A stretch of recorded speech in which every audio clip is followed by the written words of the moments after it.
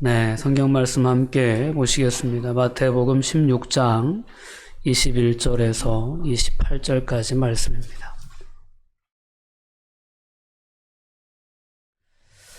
21절부터 28절 천천히 합독합니다.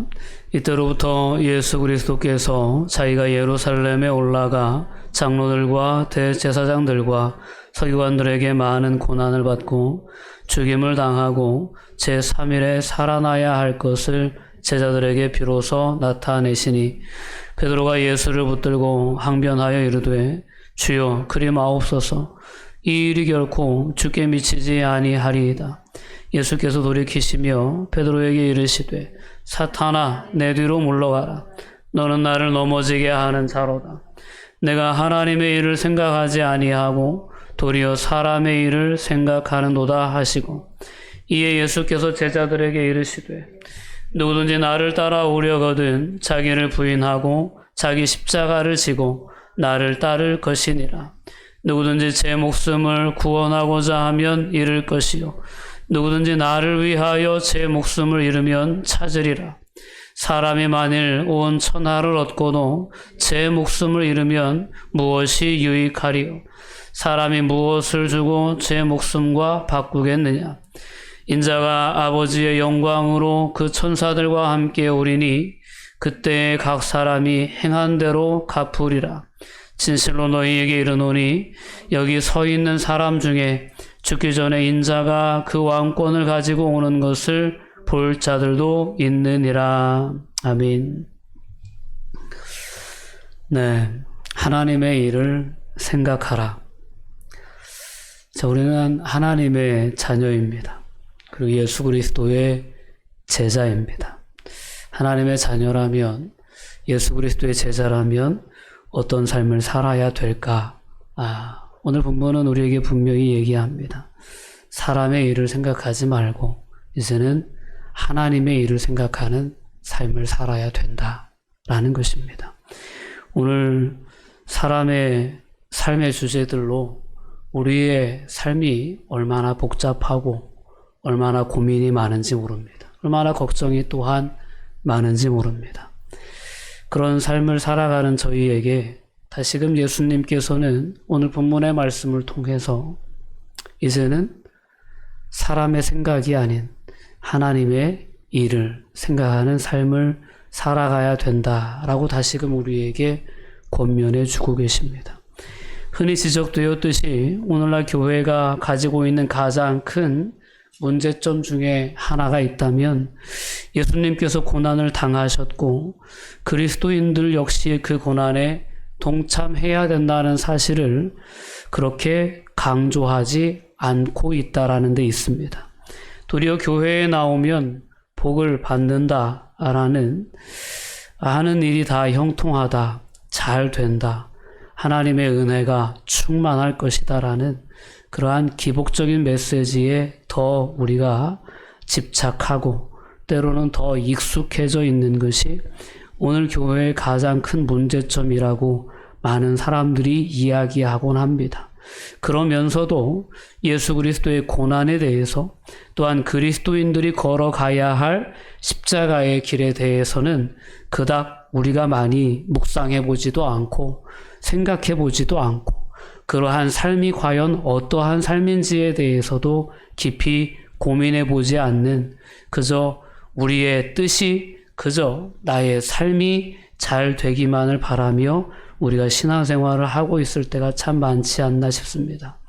예수님을 영접하면, 예수님과 동행하면, 그리고 예수님의 뜻에 온전히 순종하면 복을 받는다는 메시지는 분명합니다. 그러나 신약 성경의 대부분에서 전하고 있는 중요한 메시지는 예수님은 결코 자신의 유익과 자신의 인기를 추구하지 않으셨다라는 것입니다. 예수님은 그의 모든 생애를 통해서 우리에게 분명히 증거해 주신 것은 뭐냐면 예수님은 언제나 하나님의 뜻을 물으셨고 하나님의 뜻을 행하는 삶을 살아가셨다라는 것입니다. 그 뜻을 행하기 위해서, 그 뜻을 성취하기 위해서 예수님은 십자가의 길도 걸으셨다는 것을 성경은 우리에게 분명히 깨닫게 해주고 있습니다. 무엇이 하나님의 뜻인지, 무엇이 하나님께서 우리로 하여금 우리가 보기를 원하고 또한 우리가 걷기를 원하시는 그 방향인지를 우리는 분명히 예수님이 하나님께 물으셨던 것처럼 묻는 삶을, 그리고 예수님이 하나님의 그 뜻에 온전히 순종하셨던 것처럼 순종하는 삶을 결단하며 하나님의 백성으로서의 그리스도의 제자로서의 삶을 살아내야 될 줄 믿습니다. 자, 오늘 본문의 말씀을 통해서 우리는 다시 한번 예수님의 깊은 그 권회를 함께 느껴볼 수 있었으면 좋겠습니다. 지난주에 함께 살펴봤던 본문 가운데에서 예수님은 제자들에게 너희는 나를 누구라고 하느냐? 라는 결정적인 질문을 하셨습니다. 야, 너희가 나의 제자로서 오랜 시간 내 곁에 함께 하면서 내가 행하는, 나를 통해서 하나님이 행하시는 그 놀라운 역사들을 다 옆에서 지켜봤는데 너희들이 그 나의 사역을 본 나에 대한 결론이 뭐냐라고 물으셨던 거죠. 그때 이제 이 베드로가 그런 고백을 합니다. 주는 그리스도시요 살아계신 하나님의 아들이십니다. 라는 그런 분명한 신앙 고백을 했고, 하나님께서는 베드로의 신앙 고백을 칭찬해 주시면서 이를 내게 알게 하리는 사람이 아니고 하나님이 알게 하셨다라고 하면서 그의 대답이 예수 그리스도의 정체성에 대한 바른 인식이었음을 예수님께서 인정해 주시고 칭찬해 주셨습니다. 자, 이렇게 예수님에 대한 신앙 고백이 제자들의 입을 통해서 터져 나올 때쯤 되었을 때, 어느 정도 예수님에 대한 인식이 무르익었다고 판단되었을 때 예수님은 처음으로 예수님이 이 땅에 오신 사역의 목적에 대해서 언급을 하시는 겁니다. 그 사실은 뭐냐면 21절 말씀에 나와 있습니다. 이때로부터 자, 베드로의 입술을 통해서 예수 그리스도에 대한 신앙 고백이 고백된 이후로, 즉 제자들에게 예수님이 자신의 정체성을 직접적으로 계시하신 이후로 예수님께서는 드디어 그리스도께서 예루살렘에 올라가 장로들과 대제사장들과 서기관들에게 많은 고난을 받고 죽임을 당하고 제3일에 살아나야 할 것을 비로소 제자들에게 말씀하신 거예요. 예수님이 오신 목적은 바로 여기에 있었습니다. 근데 여태까지 예수님은 이 이야기를 제자들에게 뿐만 아니라 다른 누구에게도 하실 수가 없었어요. 왜 그러냐면 예수님이 만약에 어떤 그러한 하나님 나라의 어떤 메시지를 선포하시고 하나님 나라는 어떤 나라인지를 가르치시고 또한 그러한 하나님 나라를 이 땅에 임하게 할 메시아로서의 어떤 하늘의 권세, 하나님의 아들 된 권세를 보여주고 막 이런 어떤 사역이 밑바탕 되지 않고서는 예수님의 십자가 사역을 이야기한다는 것은 도저히 먹혀들 수 없는, 받아들일 수조차도 없는 그런 어떤 상황이었기 때문에 예수님은 아무에게도 자신의 메시아 된 어떤 정체성에 대해서나 그리고 메시아로서의 사역이 어떤 사역인지에 대해서 여태까지 한 번도 말씀하실 수가 없었던 겁니다. 근데 이제는 제자들이 예수님에 대해서 하나님의 아들로 인식하게 되고 또한 구약의 선지자들이 예언한 기름 부음 받은 자, 메시아로 고백하기까지 그 예수님에 대한 믿음이 세워졌을 때 그때 예수님은 고난받는 메시아에 대한 그러한 하나님의 뜻을 제자들에게 처음 말씀하신 거죠. 과연 이 하나님의 뜻을 제자들이 받아들일 수 있었을까? 오늘 본문은 분명히 언급하고 있죠. 받아들일 수 없었던 거예요. 베드로가 대뜸 예수님을 오히려 말리려고 하지 않습니까? 항변했다 라고 이렇게 표현합니다. 절대 그럴 수 없다 라고 예수님이 걸어가시고자 하셨던 그 십자가의 길에 대해서 그건 있을 수 없는 일이다.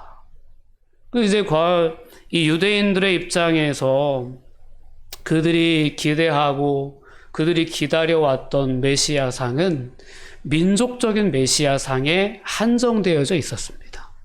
그러니까 오직 자신들의 어떤 자기 민족들의 구원, 자기 민족들의 독립, 또한 자기 민족의 부흥, 거기에만 온전히 그 메시아에 대한 기대가 거기에만 맞춰져 있었던 거죠. 근데 하나님이 약속하셨고 또 하나님께서 성취하시고자 하시는 것은 유대인의 구원이 아닌 온 인류의 구원이었던 거죠. 온 인류의 구원을 성취하시기 위해서 온 인류로 하여금 그렇게 힘겹게 하고 또한 어렵게 하는 그러한 죄의 권세, 사망의 권세로부터 온 인류를 구원하시기 위해서는 예수 그리스도께서 성육신하셔서 이 땅에 육신의 몸을 입고 오셔서 온 인류의 죄의 문제를 대속하시는 대속자로서 하나님의 어린 양으로서 십자가의 대속적인 죽으심을 죽으셔야 되는 것이 하나님이 가지고 계신 메시아 상이었던 거죠. 근데 오늘 예수님은 이런 어떤 깊은 괴리, 너무나도 큰 차이죠. 제자들이 기대하는 메시아 상과 하나님이 이루시고자 하시는 올 인류를 구원하고자 하는 메시아 상은 너무나도 큰 차이가 있어요.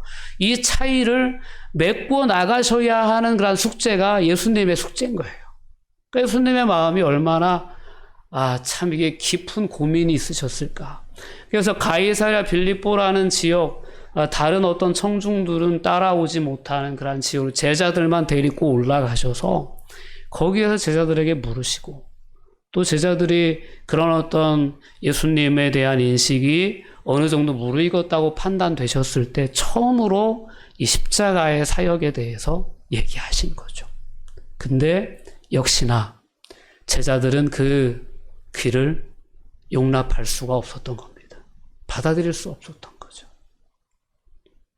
오늘 베드로의 모습 속에서 오늘 우리가 신앙생활하며 우리가 가지고 있는 그런 우리의 신앙관도 과연 어떤 신앙관을 우리가 갖고 있는가를 점검해 볼 수 있는 그런 지점이 될 수 있었으면 좋겠습니다. 누구나 신앙생활을 하면서 가지고 있는 마음의 소원들이 있습니다. 자신의 기대가 있어요. 그러니까 신앙생활을 하면서 내가 예수를 믿고 하나님을 의지하고 하나님과 동행하는 삶을 살아갈 때 내 삶이 이러이러했으면 좋겠다라고 하는 자기 나름대로의 신앙생활을 하면서 자기가 꿈꾸고 기대하는 삶의 모습들, 삶의 방향들이 있어요. 근데 그 방향들과 하나님의 뜻이 다를 때 그때 우리는 어떻게 반응할 수 있어야 될까라는 겁니다. 그렇군요. 제 생각이 아니었군요. 하나님의 뜻은 그런 것이었군요. 라고 우리가 하나님의 뜻을 기꺼이 인정하고 그 하나님의 뜻에 온전히 순종하는 그러한 믿음의 결단으로 나의 뜻을 내려놓을 수 있는 그러한 신앙의 자세가 오늘 우리에게는 있는가라는 부분을 우리 스스로에게 물어볼 수 있는 그런 시간이었으면 좋겠습니다. 베드로에게는 정말 상상도 못 해본 일이었죠. 베드로뿐만이 아닙니다. 제자들도 마찬가지예요. 그들은 예수님이 이렇게 십자가의 길에 대해서 언급하시고 이제는 직접적으로 십자가의 길을 향하여 예루살렘으로 올라가시는 그 여정 가운데서도 제자들의 마음 가운데에는 주의 나라가 임하면 그 높은 자리에 누가 먼저 앉을까에 대한 그런 관심으로 가득 차 있었습니다.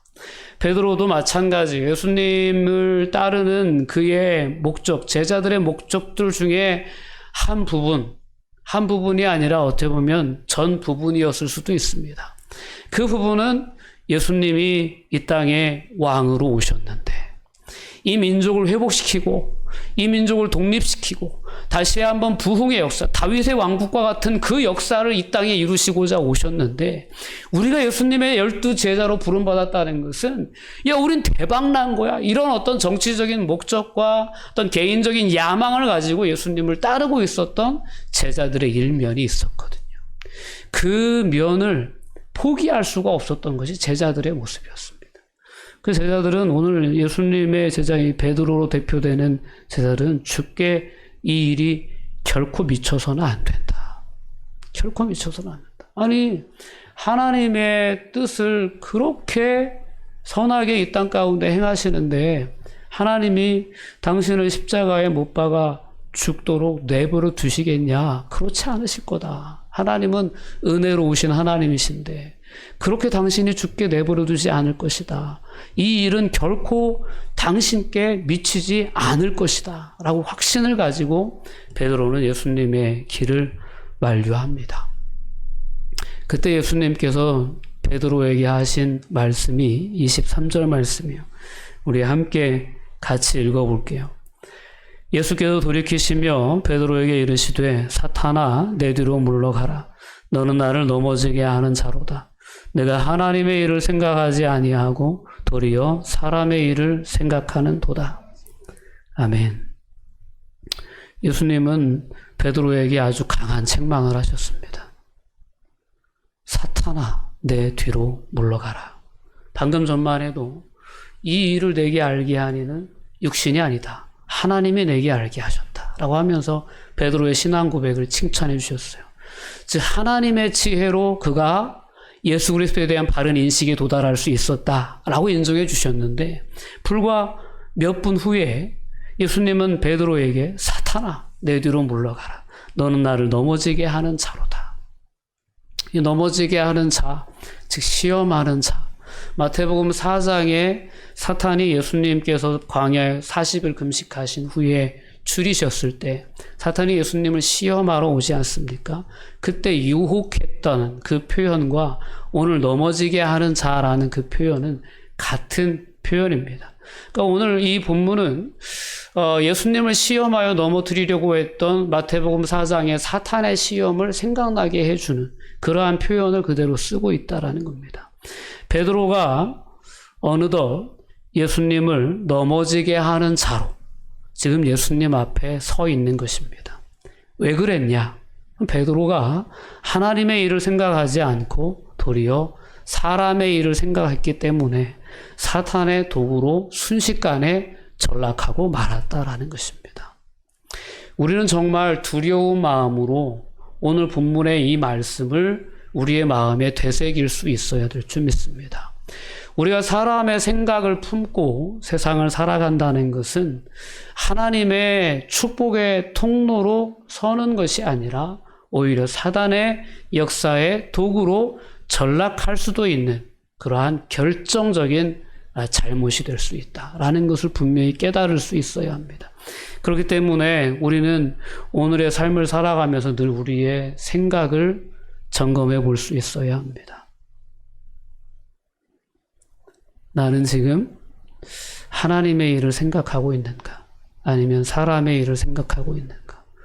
오늘 여기서 말하는 사람의 일은 베드로나 기타 제자들이 추구했던 영광의 길이죠. 예수님을 따르는 이 길이 결국엔 영광의 길이 되기를, 이 땅에서 영광의 길이 되기를 그들은 원하고 있어요. 고난의 길을 가리라고는 생각하지 않았던 거죠. 근데 예수님께서 가시는 길은 십자가의 길이었고 고난의 길이었습니다. 그럼 예수님께서 또한 그 길을 걸으시면서 자신을 따르고자 하는 제자들도 그 길을 걸어야 된다라고 오늘 본문을 통해 분명히 말씀하셨습니다. 누구든지 나를 따라오려거든 자기를 부인하고 자기 십자가를 지고 나를 따를 것이니라 라는 말씀으로 이어져 갑니다. 자, 오늘 예수님께서 너무나도 갑작스럽게 제자들 앞에서 십자가의 죽음에 대해 말씀하시고 제3일에 다시 살아날 것에 대해서 말씀하셨을 때 제자들은 너무 당황스러웠을 겁니다. 자신들의 꿈, 자신들의 기대, 자신들이 예수님께 걸었던 그 모든 영광스러운 삶의 모습에 대한 기대가 완전 물거품처럼 무너지는 듯한 깊은 좌절을 경험할 수밖에 없었을 것입니다. 그러나 그런 깨어짐을 통해서 그들은 진정한 예수님의 제자로 거듭날 수 있었다는 사실을 저와 여러분은 분명히 볼 수 있었으면 좋겠습니다. 오늘 저와 여러분이 오늘 우리가 가지고 있는 예수님을 향한 기대, 하나님을 향한 우리의 기대가 하나님의 뜻이 아닌 너무나도 인간적인 어떤 그러한 뜻에 기대어 있는 것은 아닌가를 분명히 점검해 볼 수 있는 시간이 되었으면 좋겠습니다. 하나님을 믿는다는 게, 예수님을 믿는다는 게 나의 뜻을 성취해 나가는 어떤 또 다른 통로에 불과해서는 안 된다라는 겁니다. 많은 사람들이 그렇게 신앙생활을 해왔잖아요. 우리나라의 전통 신앙이 그런 거였잖아요. 그 전통 신앙이라고 하는 미신적인 행위를 통해서 결국은 뭐예요? 나의 뜻을 이루기 위한 거였어요. 나의 뜻을 이루기 위해서 유교도 믿고 불교도 믿고 뭐 여러 가지 어떤 그런 자연신앙도 믿고, 모든 신앙의 공통점은 나의 만족과 나의 유익, 나의 뜻을 이루기 위해서 그 신앙의 도구가 필요했어요. 그런 하나의 또 다른 종교로서 기독교가 전락돼서는 안 된다라는 겁니다. 기독교라는 종교는 하나님이 우리를 하나님의 자녀로 부르시고 하나님이 우리를 하나님 나라의 백성으로 부르신 것은 그러한 하나님을 믿는 그 신앙이라는 통로를 통해서 우리의 뜻을 이루는 또 다른 통로를 우리에게 주시고자 우리를 부르신 게 아니고, 이제는 우리의 뜻을 이루고자 하는 그러한 방식이 아닌 우리를 지으시고 또 우리를 구별해내신 그 하나님의 뜻이 무엇인가를 우리로 하여금 깨닫게 하시고, 그 하나님의 뜻을 이루는 통로로 우리를 세우시고자 우리를 하나님의 백성으로 부르셨다는 거예요. 그러니까 이 사실을 우리가 기억하지 않고 신앙생활을 하다 보면 이 기독교라는 하나의 종교도, 하나님을 믿는 이 신앙도 다른 여타 우상을 섬기는 그런 어떤 그 종교 행위와 똑같이 나의 유익을 추구하는 하나의 방편으로 전락시킬 수밖에 없다라는 거예요.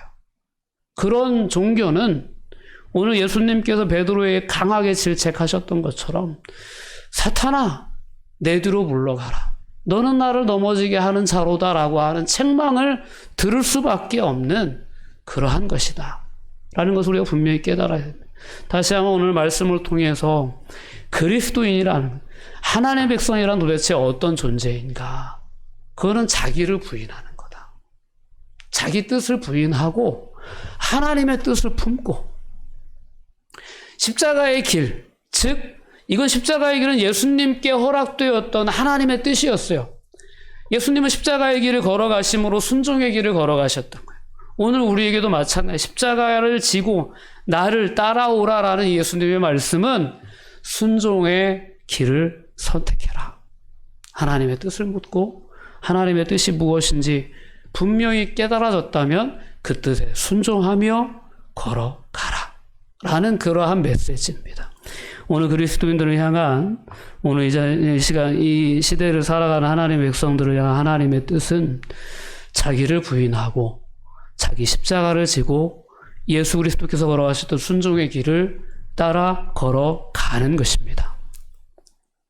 오늘 다시금 이 예수님이 걸어가셨던 십자가의 길을 우리가 깊이 묵상해 보면서 그 길 위에 내가 지금 잘 서 있는가라는 부분을 점검해 볼 수 있는 은혜가 있었으면 좋겠습니다. 세상 모든 사람들이 자기를 위해 삽니다. 자기 자신을 위해 살아요. 자기를 만족시키고 자기의 뜻대로 행하기를 원합니다. 그러나 아무리 자기를 만족시켜도, 아무리 자족감을 가지고 살아도 그 자족감이 우리를 구원해 주지 못합니다. 아무리 나 스스로 나 보기에 내 삶이 자랑스럽고, 아무리 내가 스스로 나를 보기에 내 삶이 의로워 보여도 그 자신의 의와 자신의 어떤 자랑과 자신의 어떤 그런 만족으로 우리의 영혼을 구원해낼 수 있는 사람은 한 사람도 없다라는 것입니다. 하나도 없어요. 그러니까 자기의 만족을 구하고 자기의 의를 추구하고 자기의 뜻을 행하는 그 삶의 방식을 가지고는 하나님께 이룰 수 없다라는 것이 예수님의 분명한 말씀입니다. 그래서 오늘 말씀도 보세요. 오늘 25절 말씀은 누구든지 제 목숨을 구원하고자 하면 잃을 것이요, 누구든지 나를 위하여 제 목숨을 잃으면 찾으리라. 사람이 만일 온 천하를 얻고도 제 목숨을 잃으면 무엇이 유익하겠느냐. 우리가 자신의 만족을 추구하며 살아요. 그러다 보면 뭐 더 많은 재물도 얻을 수 있죠. 더 많은 명예도 얻을 수 있습니다. 더 평안한 삶도 성취할 수 있습니다. 마치 오늘 26절에 나와 있는 표현처럼 천하를 얻을 수도 있을지 모릅니다. 사람이 자신의 만족과 유익에만 집착하며 세상을 열심히 살다 보면 천하를 얻을 수도 있어요. 그러나 생명을 얻을 수는 없다라는 것입니다. 우리 예수님께서 우리에게 생명을 주시고자 자신의 생명을 십자가에 내어 놓으셨습니다. 우리는 이 희생을 다시 한번 기억해 봐야 합니다. 예수 그리스도의 그 값진 희생을 통해서 우리가 하나님의 자녀가 되고 하나님의 백성이 되었는데, 나는 그 은혜를 덧입은 이후에 이기적인 삶의 목적에만 초점이 맞춰진 삶을 살아가고 있다라면 그것이 과연 그런 예수 그리스도의 희생적인 부르심에 옳게 응답하는 삶의 모습이겠는가? 결코 그럴 수 없다라는 것입니다. 사람의 만일 온 천하를 얻고도 제 목숨을 잃으면 무엇이 유익하겠느냐? 사람이 무엇을 주고 제 목숨과 바꾸겠느냐? 우리 세상을 살아가면서 자기의 만족과 유익을 추구해서 아무리 많은 것을 채운다고 해도 그것을 가지고 우리는 하나님 앞에 설 수 없다라는 것입니다. 우리는 오직 예수 그리스도의 대속적인 죽으심, 그 은혜, 그 공로를 의지함으로써만 하나님 앞에서 영원한 생명을 덧입을 수 있는 것입니다. 이 은혜를 예수님께서는 십자가 위에서 자신의 목숨을 내어 주시면서 우리에게 허락해 주신 것입니다. 그리고 우리에게 초청하신 거예요. 야, 너희는 세상을 살아가면서 나를 믿는 이 신앙을 또 다른 너희의 유익을 구하는 하나의 방식으로 그렇게 취급하지 말고, 나를 믿는 그 신앙이 너희들에게 내가 너희를 위해서 희생하고 내가 너희를 위해 십자가의 길을 걸어갔던 것처럼 너희도 하나님의 뜻에 온전히 순종함으로 말미암아 하나님의 뜻을 이루는 그러한 믿음의 통로로 이 땅 가운데 섰으면 좋겠다. 나를 믿는 그 신앙이 너희의 삶을 그렇게 변화시킬 수 있었으면 좋겠다. 나를 믿는 그 믿음은 그런 면에서 능력이 있는 믿음이다 라는 것을 예수님은 분명하게 알려주고 싶으셨던 거죠. 그래서 오늘 결론적으로 이 17절 말씀은 분명히 얘기합니다. 인자가 아버지의 영광으로 그 천사들과 함께 오리니 그때가 되면 각 사람이 행한 대로 갚을 것이다. 자, 우리가 우리의 어떤 스스로의 유익과 만족을 구하며 살면 우리가 육신의 생명이 있는 동안은 좀 더 평안하고 좀 더 기쁘고 좀 더 행복한 삶을 살아갈 수 있을지도 모릅니다. 그러나 예수님이 오셔서 이 아버지의 영광으로 그 천사들과 함께 이 땅에 오셔서 각 사람이 행한 대로 갚으시는 그 순간에 우리가 주님 앞에 섰을 때, 그때 말입니다. 그 순간에 우리가 주님 앞에 어떻게 설 수 있겠습니까? 그 부분을 한번 우리가 생각해 봐야 되겠죠. 하나님, 제 만족 구하며 살다가, 제 유익 구하며 살다가 세상에서 제가 참 잘 살았습니다. 이렇게 대답하면서 어떻게 우리가 난 하나님 나라 가서도 잘 살 수 있습니다, 이렇게 이야기할 면목이 있겠습니까?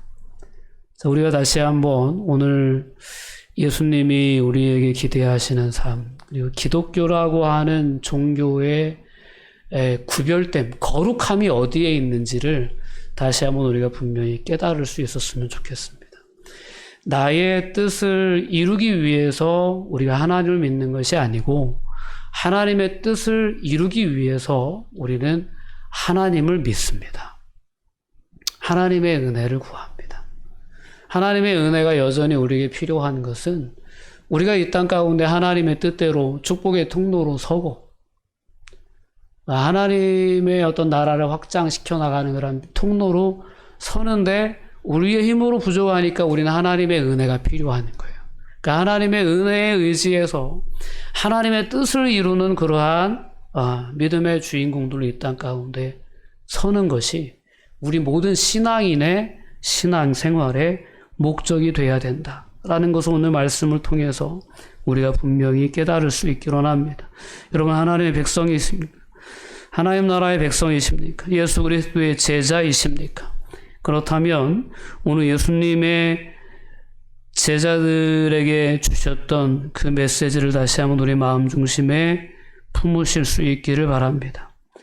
자신의 영광을 구하는 삶이 아니라 자신의 만족을, 자신의 뜻을 이루기 위한 삶이 아니라 하나님의 영광을 구하는 삶이고 하나님의 뜻을 구하는 삶이고 하나님의 뜻에 온전히 순종하는 삶으로 우리가 부름을 받았다는 사실을 기억하시고 다시금 오늘 우리의 삶을 살아가면서 우리의 삶을 향한 하나님의 뜻이 무엇인지를 겸손히 묻는 신앙의 자세를 회복하시기를 주님의 이름으로 권면드립니다. 하나님 어떻게 살까요? 하나님 어떤 방향을 선택할까요? 그런 겸손한 물음이 있는 그리스도인들의 삶이 이 마지막 인자가 아버지의 영광으로 천사들과 함께 이 땅에 오실 때 주님 앞에 설 수 있는, 주님 앞에 서서 부끄러워하지 않을 수 있는 그런 삶의 열매를 맺게 될 줄 믿습니다. 네, 기도하시겠습니다. 사랑과 은혜가 충만하신 아버지 하나님, 감사와 영광을 돌려드립니다. 예수 그리스도를 믿는다고 하면서도 하나님의 백성이라는 그러한 정체성 가운데 우리가 삶을 살아가면서도 너무나도 자주 그리고 너무나도 많이 나의 뜻이 우리 마음에 가득 찼었습니다. 하나님, 다시 한번 오늘 본문의 말씀을 통해서 그 제자들의 삶의 모습이 우리의 거울이 되게 해주시고 깨닫게 해주시고 나의 만족과 유익에만 너무 치우쳤던 우리의 삶의 방향을 다시금 하나님의 뜻이라고 하는 거룩한 방향으로 맞춰 나갈 수 있는 그런 은혜를 저희들에게 덧입혀 주시옵소서. 언젠가 주님 이 땅에 오실 때 행한 대로 갚으시리라 라고 오늘 본문은 분명히 우리에게 말씀해 주고 있습니다.